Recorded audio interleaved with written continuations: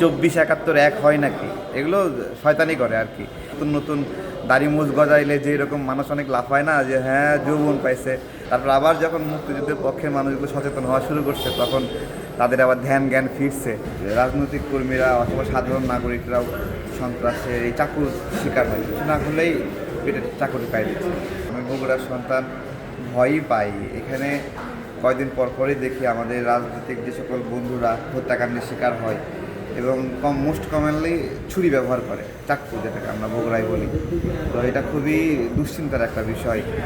রাজনৈতিক কর্মীরা অথবা সাধারণ নাগরিকরাও সন্ত্রাসের এই চাকুর শিকার হয়, কিছু না করলেই পেটে চাকুরি পাই দিচ্ছে।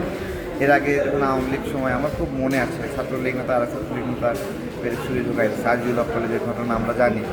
এই এখনও হচ্ছে, এখনও চালু আছে। তো এটা রাজনৈতিক পরিবেশ বলেন, সামাজিক পরিবেশ বলেন, এই চাকু মারার যে সংস্কৃতি, এটা বগুড়ার জন্য একটা খুবই কষ্টদায়ক। ওদের স্বপ্ন পূরণে পাশে থাকতে পেরে আমরা গর্বিত। আমরা একটা নিরাপদ বগুড়া চাই। আইন শৃঙ্খলা রক্ষাকারী যারা দায়িত্বে আছেন এখানে, তাদের কাছেও আমাদের আবদার, অনুরোধ, যারা নির্বাচিত হলেন তাদেরকেও আমরা নিরাপদ বগুড়া চাই এবং এই চাকু মারামারি এগুলো বন্ধ করতে হবে ভাই। এছাড়া হবে না। আজকে আপনি আরামে আছেন না, কমফোর্টে আছেন, যে আপনার তো কিছু হয় না, ঠিক আপনার পাশের মানুষটা দেখবেন যে আরেকজনের কাছে কনভিন্স হয়ে আপনাকে এই ছুরি ঢুকাই দিচ্ছে। তো এই অবস্থা থেকে বগুড়াকে মুক্ত করতে হবে। 24-71 এক হয় নাকি, এগুলো শয়তানি করে আর কি।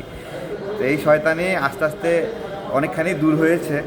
প্রথম আসছিল ওই যে নতুন নতুন দাড়ি মুছ গজাইলে যে এরকম মানুষ অনেক লাফায় না, যে হ্যাঁ যৌবন পাইছে। তো জামাত এরকম 24 সালে এই আন্দোলনের মধ্য দিয়ে একটু হালকা যৌবন পাইয়া একটু লাফাইছিল। তারপর আবার যখন মুক্তিযুদ্ধের পক্ষের মানুষগুলো সচেতন হওয়া শুরু করছে, তখন তাদের আবার ধ্যান জ্ঞান ফিরছে।